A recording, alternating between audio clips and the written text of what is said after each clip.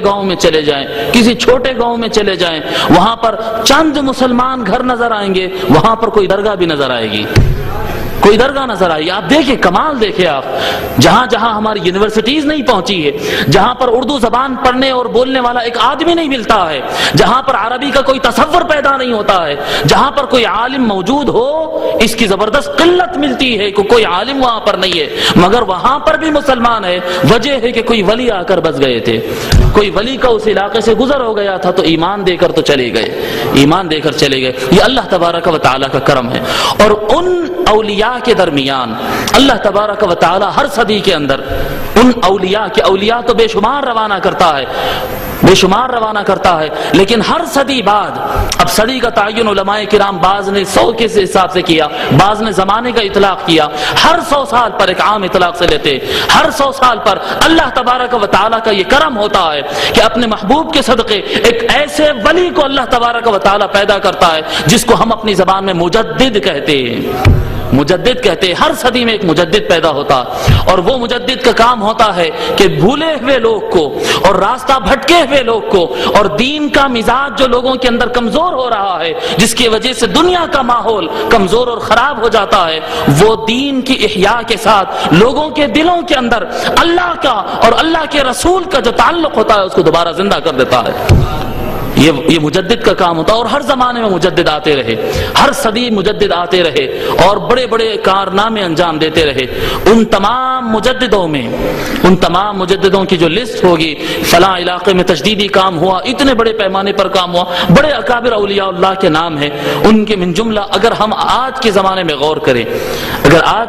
غور کریں، کہ تجدیدی کام ہر صدی میں ایک مجدد ہونا، ہر صدی میں ہر حدیث شریف آقا صلی اللہ علیہ وسلم فرمائے کہ اللہ تبارک و تعالی ہر زمانے میں، ہر صدی میں اللہ تبارک و تعالی ایک مجدد کو روانہ کرے۔ من یجدد لہا دینا، آقا کے خود الفاظ ہے کہ وہ دین کو رینیو کر اور نئے انداز میں دین کو پیش کر پھر لوگ کو ایمان سے مالا مال کر دیتا۔ دین وہی مصطفیٰ کا ہوتا ہے، پیش کرنے کے انداز نہیں ہوتے، لوگ کے دلوں کو جلا بخشتے ہیں، نور بخشتے ہیں، ان کا ایمان تازہ ہو جاتا ہے۔ چنانچہ آج کے زمانے میں اگر دیکھیں، جیسا کہ میں سمجھتا ہوں اور جیسے کہ ہمارے ساتھی علماء سمجھتے ہیں اور دیگر علاقوں کے بھی علماء، دنیا کا ایک بڑا طبقہ آج سمجھتا ہے کہ شیخ الاسلام پروفیسر ڈاکٹر محمد طاہر القادری صاحب اس صدی کے مجدد ہے۔ علماء کا بھی ایک بڑا طبقہ ہے، اور چنانچہ میں آپ کو یہ بھی بتا دوں کہ مجدد ہونے کے شرائط میں سے جو مجدد ہونے کے علامات بیان کرتے ہیں، مجدد ہونے کے علامات ان من جملہ کئی علامتوں کی ایک علامت یہ بھی بیان کی جاتی ہے کہ اس مجدد کے تعلیمی خدمات اور علمی خدمات سے علماء کا اس زمانے کا بڑا طبقہ متاثر رہے، وہ اقرار کرے کہ ہاں ان کے بڑے علمی خدمات ہیں۔ آج روئے زمین پر بڑے بڑے علماء، ہندوستان اور پاکستان کی بات نہیں کر رہا ہوں، آگے نکل جائیں، عالم عرب سعودیہ میں چلے جائیں، ملک شام میں چلے جائیں، مصر میں چلے جائیں، یورپ میں چلے جائیں، دنیا کے جس خطے میں آپ جاتے ہیں وہاں پر جا کر دیکھیں، علماء کا ایک بڑا طبقہ شیخ الاسلام ڈاکٹر محمد طاہر القادری صاحب کے تعلیمی اور علمی خدمات سے متاثر ہے، وہ مانتا ہے کہ واقعتاً بہت بڑا کام ہوا۔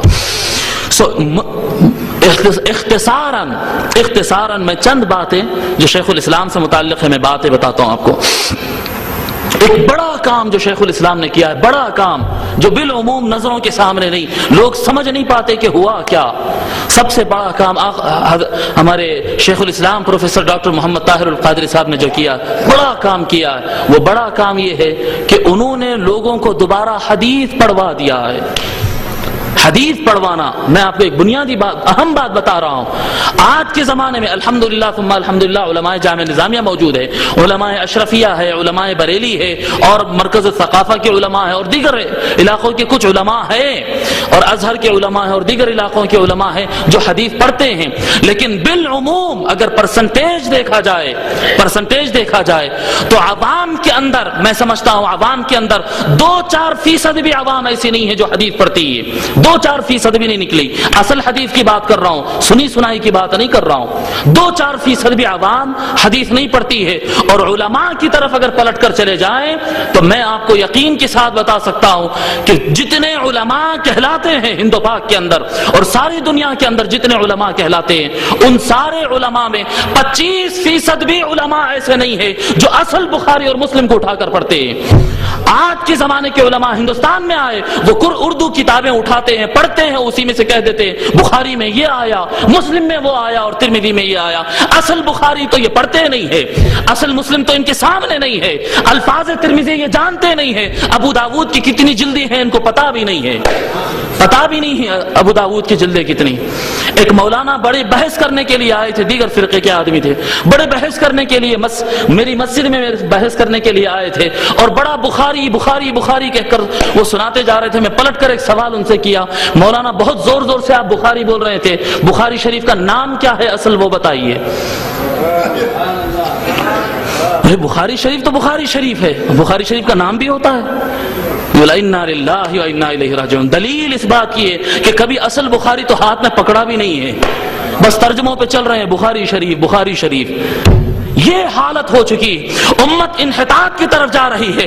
اصل امہات الکتب جو مین بکس ہوتے ہیں, مین بکس ہوتے ہیں بخاری, ترمذی, ابو داود, نسائی, ابن ماجہ, مسند احمد, جی اس طرح کے جو کتابیں ہوتے ہیں, اس طرح کے جو کتابیں مین کتب جو ہوتے ہیں, وہ مین کتب تک پڑھنا عوام تو عوام علماء تک چھوڑ چکے تھے. اس کا نتیجہ امت کے اندر جہالت کی بنیاد پر جھگڑے اور امت کے اندر مسجدوں اور ممبروں پر فیصلے کیے جاتے آستین چڑھا کر, قرآن و سنت کی بنیاد پر نہیں, آستین چڑھا چڑھا کر فیصلے ہونے لگے. شرق سے غرب تک لڑائی جھگڑے صرف جہالت میں ہو رہے, جہالت کے اندھیرے میں ہو رہے. شیخ الاسلام پروفیسر ڈاکٹر محمد طاہر القادری صاحب نے سب سے پہلے اپنے خطابات کے ذریعے ہزاروں کی تعداد میں خطابات اٹھا کر دیکھ لیجئے آپ, فقہ کے اوپر دیکھیے, تفسیر کے اوپر دیکھیے آپ, جی اصلاح معاشرہ کے اوپر دیکھیے آپ, فقہ عنوانات پر دیکھیے, قانون پر دیکھیے, سیاسیات میں دیکھیے, جس عنوان پر اٹھا کر دیکھیے, شیخ الاسلام نے اصل کتب کے ساتھ اور اس کے اصل متون کے ساتھ ہزاروں لاکھوں احادیث کے انبار لگا دیے, جس کو سن سن کر ایک علماء کا ایک بڑا طبقہ, میں سارے علماء نہیں کہہ رہا ہوں, جید علماء ہیں جو اصل امہات الکتب کی طرف رجوع کرتے ہیں, مگر اکثریت علماء کی اکثریت صرف خطاب سن کر اطمینان سے بیان کر رہا ہے کہ یہ عالم با اعتماد ہے. اور نمبر 2, پھر شیخ الاسلام کی کتابیں اگر آپ دیکھیں گے فن حدیث کے اندر 100 سے زیادہ کتاب نئے انداز میں, نئی ترتیب میں انہوں نے دوبارہ لکھ دیا. اب بخاری شریف کے احادیث وہ ڈھونڈنے کا جو پرابلم ہوتا تھا اور ترمذی کو جو ڈھونڈنا پرابلم ہوتا تھا اور مسلم شریف کو پڑھنے میں جو مسائل ان کو پیش آتے تھے وہ نہیں پڑھ پاتے تھے, اب انہوں نے اثر نو, المنہاج السوی کے نام سے, ہدایت الامہ کے نام سے, عرفان السنہ کے نام سے, الاربعینات کے نام سے, جی مرج البحرین کے نام سے, السیف الجلی کے نام سے, اتنے کتب شیخ الاسلام 100 سے زائد فن حدیث کے اندر خالص احادیث کی کتاب, ایک لفظ بھی وہ اپنی طرف سے تشریح نہیں کرتے, نئے انداز میں اس طرح سے ترتیب دے دیا ہے کہ علماء تو علماء عوام بھی وہ کتابیں پڑھنا شروع کر چکی ہے. یہ احیاء سنت کا کام, حدیث کو دوبارہ امت کو حدیث کی طرف لے جانا, یہ بڑا کارنامہ رہا شیخ الاسلام کا. پھر دوسری بات یہ کہ دین کو شیخ الاسلام نے, لوگ بڑا کہتے ہیں کہ اب کیا بات ہے شیخ الاسلام کے اتباع کرنے والوں میں, بہت سارے لوگ تو کوٹ پینٹ پہنے ہوئے رہتے ہیں, یہ شیخ الاسلام تو وہ نئے انداز میں رہتے ہیں, جب دیکھو بالکل نیو انداز میں. اور کیا بات ہے, ایسا معلوم ہوتا ہے جیسا مغرب کی طرف جھکاؤ ہے.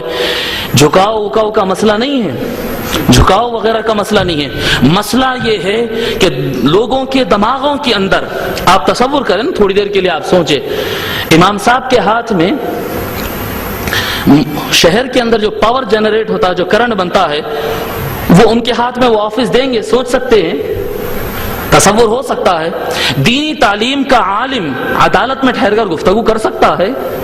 یہ جو تصور ہو گیا تھا کہ دین ایک دنیا الگ ہے, ان کا کام ہے مسجد, ان کا کام ہے قرآن پڑھنا, تراویح پڑھانا اور گھر میں ختم قرآن کرنا, یہ ان کا کیا کام ہوتا ہے, بس وہ پبلک کو ڈانٹے کہ داڑھی لمبی ہو اور شملہ بنا کرے, لوگوں جمعہ کے دن سرما اور عطر لگا کر آنا, اس سے زیادہ مولوی کا کیا کام سمجھا تھا.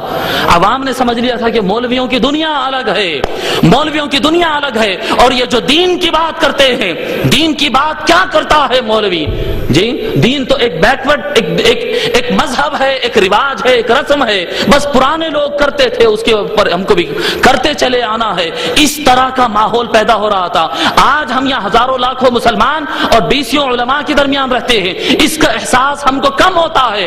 وہ لوگ جو امریکہ میں رہتے ہیں، وہ لوگ جو برطانیہ اور فرانس میں رہتے ہیں، جو سویڈن اور ناروے میں رہتے ہیں، جو آسٹریلیا اور نیوزی لینڈ میں رہتے ہیں، جو جاپان اور چائنا میں رہتے ہیں، ان سے جا کے پوچھو ان کے پاس دین کا کیا مقام تھا، کیا حالت تھی ان کی دین کے پاس۔ شیخ الاسلام نے وہ عمل کر دکھایا کہ عالمی سطح پر ہندوستان اور پاکستان سے لے کر عالم عرب میں لے کر یورپ اور امریکہ میں لے کر ساتوں بر اعظموں کے رہنے والے، چاہے وہ کسی کلچر کا ہو، کسی ماحول کا ہو، کسی علاقے کا رہنے والا ہو، ہر ایک کے لیے شیخ الاسلام نے پریکٹیکلی دین پر عمل کر کے بتا دیا ہے کہ دین بچھڑا ہوا نہیں ہے بلکہ اپ ٹو ڈیٹ ہے، ہر زمانے کے قابل عمل ہے، کیونکہ آقا صلی اللہ علیہ وسلم نے جو ہم کو دین عنایت فرمایا ہے وہ 1400 سال پرانا نہیں ہوا، وہ قیامت تک بھی پرانا نہیں ہونے والا ہے، ہر زمانے کی ہر ضرورت کو پورا کرنے والا دین ہے، ہر زمانے کی ہر ضرورت کو پورا کرنے والا دین ہے۔ یہ آپ بتائیں کہ کس مولوی میں مجال تھی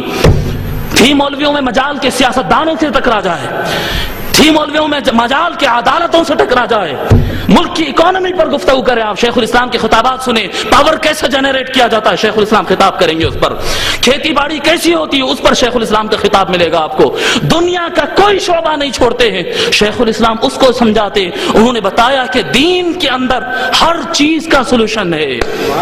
آپ کو میں بتاؤں انحطاط اور گرنے کا اندازہ آپ میں بتاؤں، میں عوام کی بات نہیں کر رہا ہوں، علماء کی بات کر رہا ہوں۔ سعودیہ کے ایک عالم دین ہے، بڑے عالم دین ہے، نام وام لینا نہیں ہے ان کا، بڑے عالم دین ہے سعودیہ کے، ان کا دورہ ہوا قطر، دوحہ قطر کا، میرے بھائی وہاں پر امام ہیں، سارے اماموں کو نوٹس آ گئی ہے، بڑے علامہ آ رہے ہیں، خطاب میں سارے ائمہ اور مؤذنین حاضر رہنا، یہ بھی گورنمنٹ کے امام ہیں میرے بھائی وہاں، وہ بھی حاضر ہو گئے۔ اب مولانا خطاب کرتے ہیں، خطاب کے دوران بولتے ہیں کہ یہ ایک بدعت ہے کہ لوگ کیپ پہنتے ہیں، کیپ جو ہوتا ہے نا سامنے سادی ٹوپی ہوتی ہے، سامنے تھوڑا سا دھوپ سے بچنے کے لیے جو کیپ پہنتے ہیں، ہیٹ کہتے ہیں، کیا کہتے ہیں، ہیٹ کہتے ہیں، کیپ کہتے ہیں، وہ پہننا بولے بدعت ہے، حرام ہے، وہ تو کفار سے مشابہت ہے، وہ جو پہنے گا وہ گناہ ہے، وہ پہننا منع ہے۔ یہ خطاب ہو رہا ہے مولاناؤں کا۔ آج کے زمانے میں آپ بتائیں کیا پریکٹیکلی یہ جو دین پیش کر رہا ہے بندہ، یہ مولوی، یہ عمل کے لائق ہے؟ کیا لوگ نوجوان میدان کرکٹ میں اتریں گے، میدان فٹ بال میں اتریں گے، دھوپ میں ویسے ہی کھیل سکتے ہیں؟ کیا وہ انجینئر جو سائٹ پر کام کرتے ہیں ان کی ضرورت نہیں ہے آج؟ لیکن انہوں نے دین پیش، بڑے علامہ ہیں، گورنمنٹ لیول پر آ رہے ہیں، ہزاروں کروڑوں کا ان کے اوپر خرچ کیا جا رہا ہے۔ جب میرے بھائی نے مجھے فون پر بتایا، انٹرنیٹ پر گفتگو ہو رہی تھی، انٹرنیٹ پر بتایا کہ عجیب بات ہے، مولانا آئے بتا رہے تھے کہ وہ سامنے ایسا اگر نکلا ہوا ہو تو وہ ٹوپی پہننا حرام ہے۔ میں بولا انا للہ و انا الیہ راجعون، بھائی کو اسی وقت بولا کہ آپ ذرا minhajbooks.com کھولیے، علامہ شیخ الاسلام کی جو ویب سائٹ ہے minhajbooks.com، اس پر کھولیے آپ المنہاج السوی کتاب، شیخ الاسلام کی حدیث کی کتاب ہے المنہاج السوی، اس میں جائیے چیپٹر کتاب اللباس، کپڑوں کا چیپٹر، اس کے اندر جاتے ہیں، حضرت عبداللہ ابن زبیر رضی اللہ تعالی عنہ، حدیث ہے، حضرت عبداللہ ابن زبیر رضی اللہ تعالی عنہ صحابی رسول، حج کے لیے جب موسم گرما میں کبھی حج کرنا ہوتا تو طواف کے درمیان طواف کرتے وقت وہ ایسی ٹوپی پہنتے تھے جس کو سامنے کی طرف دھوپ سے بچانے کے لیے چھجا ہوا کرتا تھا۔ آپ تصور کر سکتے ہیں کوئی مولوی یہ بات بتا سکتا ہے؟ اور شیخ الاسلام نے یہاں وہاں سے استدلالی انداز میں نہیں کرنا ہے ایسا ہوا تو ایسا ہوا تو ڈائریکٹ اٹھا کر حدیث مولویوں کے ہاتھ میں دے دیا۔ جی پریکٹیکلی دین کیسے ہو سکتا ہے آج کے زمانے میں؟ دین پر عمل کیسے کیا جا سکتا ہے؟ یہ بے بہرا علماء جو کتاب اٹھا کر پڑھتے نہیں، انہوں نے تو غارت کر دیا تھا، یہ حکومتی علماء جو ہوتے ہیں، یہ پیسوں کے جو علماء ہوتے تھے، ان کو دین تو آتا نہیں تھا، بیڑا غرق کرنا تھا۔ شیخ الاسلام نے وہ جواب دیا ہے اور دین کو اس انداز میں پیش کیا ہے کہ آج کا ہر نوجوان چاہے وہ کسی پروفیشن سے تعلق رکھتا ہو، جب شیخ الاسلام قادری صاحب سے وابستہ ہوتا ہے وہ اپنے پروفیشن پر رہتے پر دیندار بنتا ہے۔ پھر آگے شیخ الاسلام نے تعلیمی سسٹم کو چیلنج کیا، تعلیمی سسٹم کو چیلنج کیا اور شیخ الاسلام نے بتایا کہ یہ دو کانسیپٹ جو ہوتے ہیں، دینی مدارس اور دنیاوی مدارس، یہ کانسیپٹ صرف بر صغیر ہندوستان اور پاکستان میں موجود ہے. ہند و پاک بنگلہ دیش کے علاوہ دنیا میں کہیں پر بھی یہ کانسیپٹ موجود نہیں ہے. اور یہ انگریزوں کی سازش تھی مسلمانوں کو بچھڑا دینے کے لیے. شیخ الاسلام نے وہ سسٹم نہ صرف تقاریر کے ذریعے بلکہ پریکٹیکلی پیش کیا ہے کہ نرسری سے لے کر 10th تک کے لیے اور انٹر تک کے لیے کمپلسری طور پر ایک دین کا سبجیکٹ شامل کیا جائے. اس کے بعد پھر تخصص ہوتا، اسپیشلائزیشن ہوتا ہے، اس میں بچہ جو چاہے مضمون اپنا لے. لیکن نرسری سے لے کر 12ویں تک جب 15 سال وہ دین کا کچھ نہ کچھ حصہ پڑھ رہا ہوتا تو اس کے بیس میں دین آ ہی جاتا ہے، بیس میں دین آ جاتا ہے. اور نہ صرف زبانی جمع خرچ بلکہ شیخ الاسلام نے صرف پاکستان میں 572 ہائی اسکول قائم کر کے بتائے. لندن میں انہوں نے اسکول قائم کیے اور یورپ کے مختلف علاقوں میں انہوں نے انسٹیٹیوٹس قائم کیا ہے. اور الحمدللہ حیدرآباد میں بھی اس کی شروعات ہو چکی ہے. مولانا سید حیات اللہ قادری صاحب نے حیدرآباد میں اسکول قائم کر چکے ہیں اور انشاءاللہ تعالی آگے یہاں پر پونا اور دیگر علاقوں میں بھی اس طرح کے اسکولز ہم قائم کریں گے جو بچے کو الگ سے مدرسہ یا مل صاحب کی ضرورت نہیں ہوگی، وہ دین مدرسے اور اسکول سے ہی حاصل کر کے نکلے گا انشاءاللہ تعالی. پھر تحفظ عقیدہ. شیخ الاسلام نے تحفظ عقیدہ اور رد باطل پر جو کام کیا ہے، آپ دیکھیں، میں کسی کا نام لینا نہیں چاہتا ہوں لیکن بالعموم مولویوں کا جو ترہ ہو چکا ہے، جو انداز ہو چکا ہے، باطل عقیدے بات کرتے ہیں تو قرآن اور حدیث سے نیچے نہیں کرتے. اور ہمارے مولوی کہتے ہیں تو فلاں ولی اللہ نے یہ کہا، فلاں حضرت نے یہ کہا، فلاں کتاب میں یہ لکھا ہے. ارے بھائی، آپ کے ولی اللہ کی جوتیاں ہمارے سر پر، مگر قرآن و حدیث کے مقابل میں ان کی بات آ سکتی ہے؟ نہیں آ سکتی. وہ کہتے ہیں رسول اللہ نے فرمایا، ہم کہتے ہیں غریب نواز نے فرمایا. چلے گی بات؟ چلے گی بات؟ بات غریب نواز کی بہت بڑی ہے مگر رسول اللہ کے تقابل میں لا کر ہم نے غلطی کی تھی. شیخ الاسلام نے نیا انداز اختیار کیا ہے اور ہر بات کو قرآن و حدیث سے پیش کرنا، چاہے وہ توسل ہو، چاہے وہ شفاعت ہو، وہ اولیاء اللہ کا عرس منانا ہو، وہ چاہے کوئی سبجیکٹ ہو یا رسول اللہ کہنا ہو، اولیاء اللہ کی حیات سے متعلق ہو اور ندا لگانا ہو اور سلام پیش کرنا ہو، چاہے وہ کوئی مضمون ہو.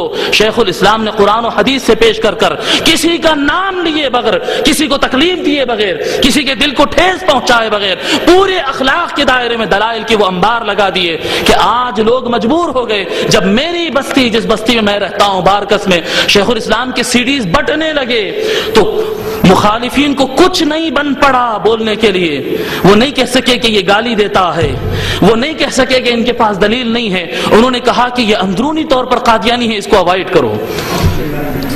بن نہیں پڑا کچھ بھی. پوسٹر لگائیے طاہر القادری اندرونی طور پر قادیانی ہے، لوگ اس کو اوائڈ کرو، کیونکہ کچھ بول ہی نہیں سکتے تھے وہاں پر. شیخ الاسلام نے وہ حال کر دیا. پرانے بد عقیدہ لوگوں کو صحیح عقیدے پر انہوں نے لا دیا ہے. پھر شیخ الاسلام کا مزید کام، ایک بڑا کام اور حقیقت میں بتا رہا ہوں کہ سوائے شاید اس صدی کے مجدد کے علاوہ کوئی اور وہ کام نہیں کر پاتا. سارے اسلام کو اور مسلم کنٹریز کو اور سارے مسلمانوں کو دنیا بھر کے اندر بلا وجہ معصوم مسلمانوں کو غلط سلط کاموں میں الجھا کر، ان کو معیشت سے کاٹ کر، تعلیم سے کاٹ کر جب وہ پسماندہ ہو جاتے ہیں، چھوٹے غلطیاں ان سے ہوتی ہے، ان کو دہشت گردی کے دائرے میں لا کر، دہشت گرد کا الزام لگا کر، ٹی ویوں کے اوپر بڑے شملے اور داڑیوں کو بتا کر ان کو نام رکھا جاتا ہے کہ یہ دہشت گرد ہے، اور ان کے ہاتھ میں قرآن ہوتا ہے. لوگ کے اندر یہ میسج جاتا ہے قرآن دہشت گردی کی کتاب ہے، علماء دہشت گردی کے نمائندے ہیں. ساری دنیا میں یہ ہو رہا تھا اور ہر مذہب والے اسلام اور مسلمانوں کے پیچھے ہاتھ دھو کر پڑ گئے تھے.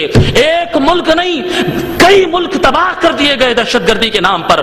بتاؤ سرزمین دنیا پر سارے گلوب اٹھا کر دیکھ لو، دہشت گردی کے دھبے کو اسلام سے مٹانے کے لیے، اسلام کے چہرے کو دھونے کے لیے اور اس کا صاف اور حقیقی چہرہ اور رحمت للعالمین والا چہرہ پیش کرنے کے لیے انٹرنیٹ پر جا کر دیکھو، اخبارات اٹھا کر دیکھو، سوائے شیخ الاسلام کسی اور کا نام آپ کو نہیں ملے گا کہ وہ سرزمین عربستان ہو یا پاکستان ہو یا پھر مشرقی علاقے ہو جاپان وغیرہ کے، یا پھر یورپ میں آپ جا کر دیکھیں، امریکہ میں جا کر دیکھیں، ایک ہی شخص کی آواز نظر آئے گی کہ دہشت گردی کا اسلام خاتمہ چاہتا ہے.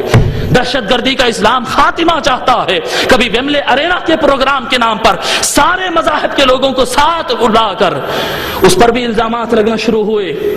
اس پر بھی الزامات کہ ہندوؤں کو بلا کر بٹھا لیا, عیسائیوں کو بلا کر اوپر اسٹیجوں پر بٹھا لیا, یہودیوں کو مقام دے دیا, مائک دے دیا. ارے کم بخت مارے کہ طاہر القادری کی مخالفت میں تمہارے زبانیں رسول اللہ کی شریعت کے خلاف جا رہے ہیں. میرے آقا صلی اللہ علیہ وسلم ارشاد فرماتے اذا جاءکم کریم قوم فاکرموا, اگر تمہارے پاس کسی قوم کا عزت دار آدمی آتا ہے تو تم پر فرض بنتا ہے کہ تم بھی اس کی عزت کیا کرو. اگر کوئی ہندو پنڈت اگر آ جاتا ہے, سادھو اگر آ جاتا ہے, تو آج کی ذمہ داری بنتی ہے کہ ہم اسے نیچے نہیں بٹھائیں گے. وہ اپنے قوم کا معزز ہے, ہم اسے یہاں پر بٹھائیں گے. یہ مصطفیٰ کا فرمان ہے. دیگر مذاہب کے لوگ مصطفیٰ سے ملنے مسجد نبوی میں آتے, آقا صلی اللہ علیہ وسلم اپنی شال مبارک بچھا کر غیر مذہب کے پجاریوں کو بٹھایا کرتے تھے.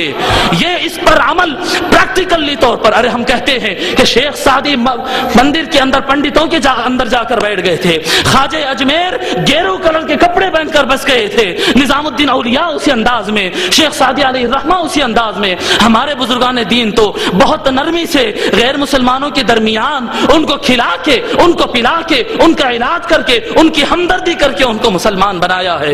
لیکن جب پریکٹیکلی کوئی کرنے جاتا ہے تو اس کی مخالفت میں تم آواز اٹھاتے ہو. ارے اولیاء اللہ غریب نواز کے مشن کو, غریب نواز کے مشن کو, شیخ سعدی کے مشن کو, نظام الدین اولیاء کے مشن کو, قطب الدین بختیار کاکی کے مشن کو اور مصطفیٰ کی تعلیم کو اگر کوئی پریکٹیکلی آج کوئی کر کے بتا رہا ہے تو من جملہ کئی نام کے ایک بڑا نام طاہر القادری کا ہوگا.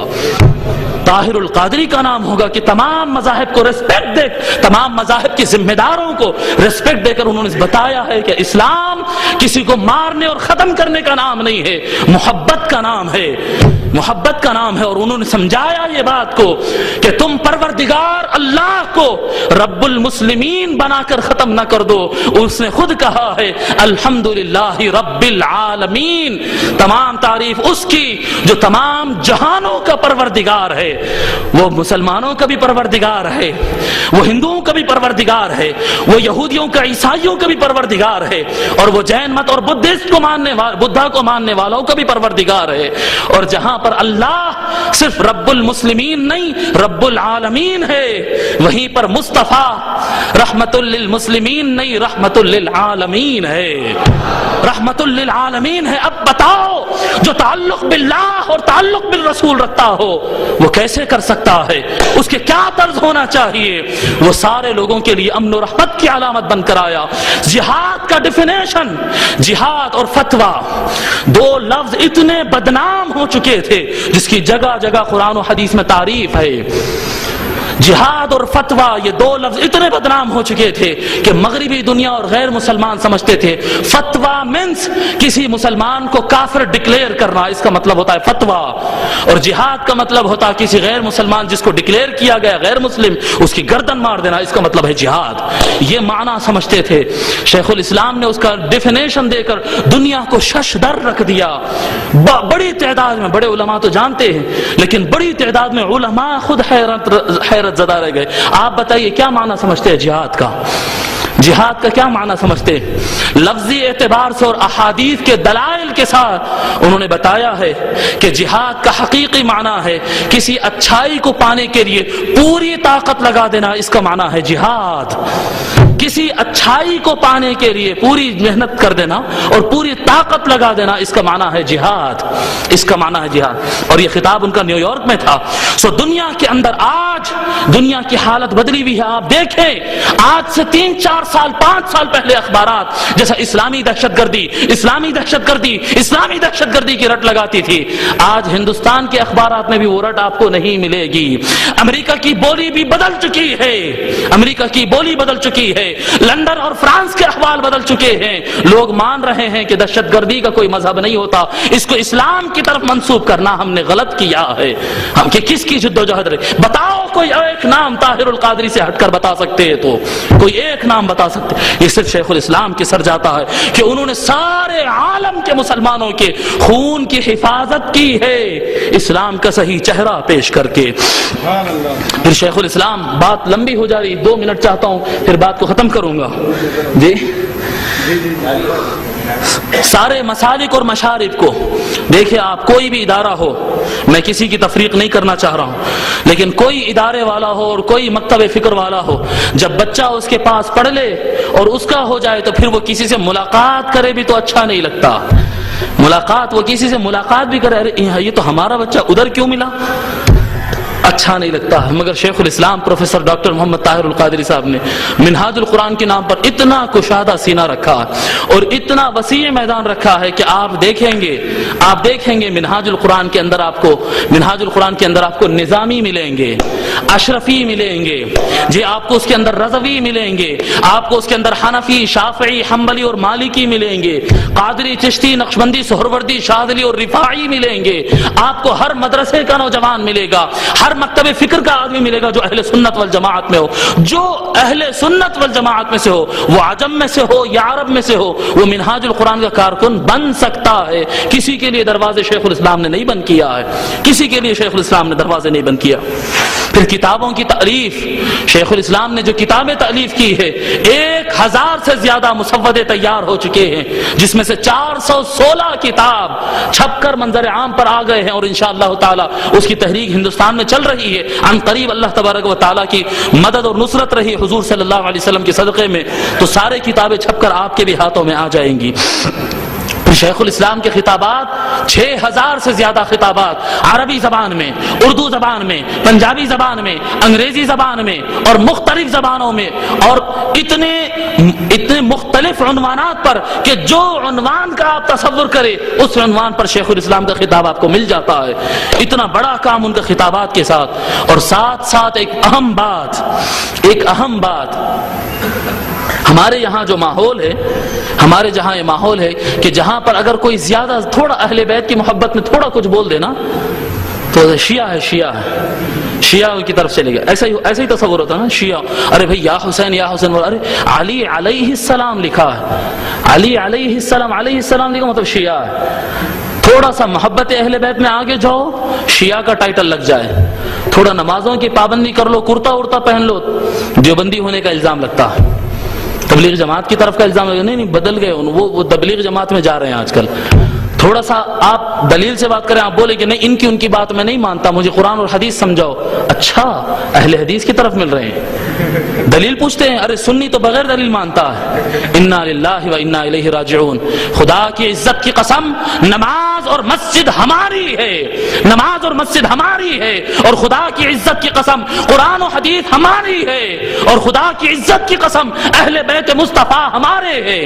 ہم کیوں چھوڑے کسی اور کے لیے؟ شیخ الاسلام طاہر القادری صاحب کے خطابات میں آپ کو وہ بات ملے گی کہ تاکید نماز ملے گی. ارے حال میں جو پروگرام ہوا، 1 لاکھ کالجز کے لڑکے اور لڑکیاں موجود ہیں لیاقت باغ کے اندر، اور شیخ الاسلام سب کے ہاتھ کھڑے کروا کر قسم کھلا رہے تھے کہ 1 لاکھ نوجوان قسم کھاؤ کہ آج کے بعد کبھی 5 وقت کی نماز میں 1 نماز بھی ناغا نہیں کریں گے، اور قسم کھاؤ کہ آج کے بعد بالارادہ کبھی 1 منٹ بھی بغیر وضو نہیں رہیں گے.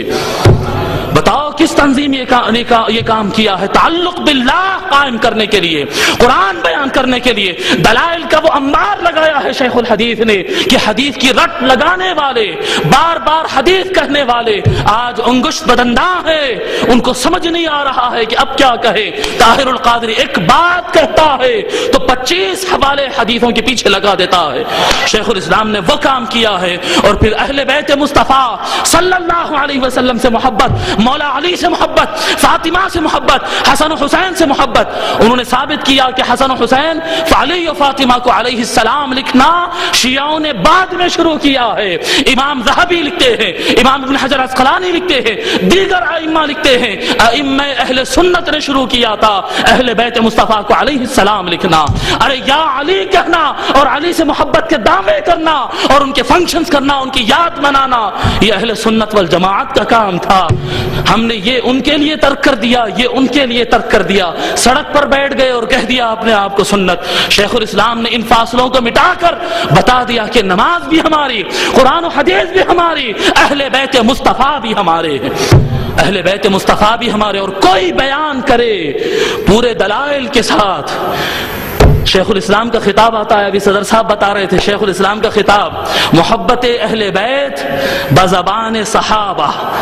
ہائے ہائے، اب اس میں حدیث بیان نہیں کرنا ہے صحابیوں نے کیا کہا، ہے کسی میں مجال کہ کچھ بول سکے. پھر اس کے آگے بیان ہوتا ہے شان صدیق اکبر اور شان عمر فاروق رضی اللہ عنہما، ان دونوں کی شان شیعوں کی کتابوں میں. ہائے ہائے ہائے، شیخ الاسلام نے جو رد عقائد باطلہ پر کام کیا ہے، زمانہ ان سے سبق سیکھا ہے. آنے والے دنوں میں اور علماء کریں گے یہ کام، لیکن زمانے کو انہوں نے سکھایا ہے کہ کام کیسے کیا جاتا ہے. بزرگوں نے کیا تھا لیکن اکثریت زمانے کی بھلا دی تھی. پھر شیخ الاسلام نے تجدید کا کام کیا ہے، تجدید کا کام کیا ہے. پھر تصوف میں تو شیخ الاسلام نے اتنا کہا ہے، اتنے دلائل دیے ہیں کہ مخالفین کی تو بولتی بند ہی ہو گئی ہے. اب ایک کام کر سکتے ہیں کہ جو قادری صاحب کو نہیں سنا اس کے اوپر محنت کرو، جو قادری صاحب کو سن لیا پھر بیکار ہے اس کو سمجھانا، بیکار ہے اس کو سمجھانا. تصوف پر شیخ الاسلام نے یہ اتنا بتایا ہے کہ انتہا یہ کر دی ہے، بالتحقیق بتا رہا ہوں، تحقیق اور دلائل کے ساتھ. شیخ الاسلام جو تصوف کو نہیں ماننے والا طبقہ کس امام کو مانتا ہے؟ علامہ ابن تیمیہ کو مانتا ہے. شیخ الاسلام نے ثابت کیا ہے کہ علامہ ابن تیمیہ خود تصوف کو ماننے والے تھے، طریقت پر عمل کرتے تھے، قادریہ سلسلے میں پیرانے پیر کے مرید تھے. ہائے ہائے ہائے، اس کے بعد تو بولتی بند میں بتا رہا ہوں. جو آدمی آج کے زمانے میں گارنٹی کے طور پر جو شیخ الاسلام کو سنتا ہے اس کو عقیدہ اہل سنت سے کوئی نہیں ہٹا سکتا ہے. جو نہیں سنتا ہے پھر اس کی گارنٹی نہیں کہ وہ رہ بھی سکتا ہے اور جا بھی سکتا ہے. اور آخری بات بتاؤں کہ شیخ الاسلام کا جو بڑا کارنامہ ہے، میں یقین سے بتا رہا ہوں کہ روئے زمین پر منہاج القرآن کے کارکن جتنا درود شریف پڑھتے، روئے زمین پر کوئی طبقہ اتنا درود شریف نہیں پڑھتا. یقین سے بتا رہا ہوں، میں آپ کو یقین سے بتا رہا ہوں. باضابطہ گوشے درود قائم کیے، 24 گھنٹے درود شریف ہوگا، 24 گھنٹے درود شریف ہوگا. ہر کارکن درود شریف پڑھتا ہوگا. کروڑوں کی تعداد میں درود شریف کی کاؤنٹنگ ہوتی، کروڑوں کی تعداد میں. شیخ الاسلام نے جو سسٹم بنایا ہے درود شریف پڑھنے کا، اور وہ بتاتے ہیں کہ وہ ہماری کامیابیوں کا راز، ہم مصطفیٰ پر درود بھیجتے ہیں، مصطفیٰ ہماری جھولی میں خیرات ڈالتے ہیں، اور بتاتے ہیں کہ کسی کی خیرات کی ضرورت نہیں ہے. جس کو گنبد خضرا سے خیرات مل جائے وہ زمانے کا سکندر بنتا ہے، کسی کی خیرات کی اس کو ضرورت نہیں ہے. حضرات گرامی، جو آیت کریمہ ابھی بات تو بہت ساری ہے، علماء کرام کی موجودگی میں بہت زیادہ بول گیا، میں اپنی بات کو یہاں پر ختم کرتا ہوں. جو آیت کریمہ میں آپ کے سامنے تلاوت کیا تھا، اللہ تبارک و تعالی فرماتا ہے فالذین آمنوا به، پہلے مصطفیٰ کا ذکر کرتا ہے. قرآن میں 90 پارے میں غالباً اللہ تبارک و تعالی مصطفیٰ کی شان بیان کرتا، شان رحمت، شان مدد، مصطفیٰ کی شرعی طاقت، مصطفیٰ کی شان بیان کرتا. پورا پیج سارا بیان کرنے کے بعد آخر میں کہتا ہے فالذین آمنوا به، جو لوگ مصطفیٰ پر ایمان لائیں اس کے بعد کیا کرے؟ اپنے اپنے کام میں لگ جائیں. فالذین آمنوا به وعزروه، مصطفیٰ کی عظمت بیان کریں، نہ صرف ایمان والے ہوں بلکہ شان مصطفیٰ، عظمت مصطفیٰ اور بالادستی مصطفیٰ کو بیان کرے، مانے. فالذین آمنوا به، ایمان لائے، وعزروه، اور ان کی تعظیم کیے، ونصروه، مصطفیٰ کے سپاہی بن نکل گئے، ونصروه واتبعوا النور الذی انزل معه، اور مصطفیٰ کے ساتھ جو نور قرآن نازل کیا گیا ہے اس کو انہوں نے اپنا رہنما بنا لیا ہے.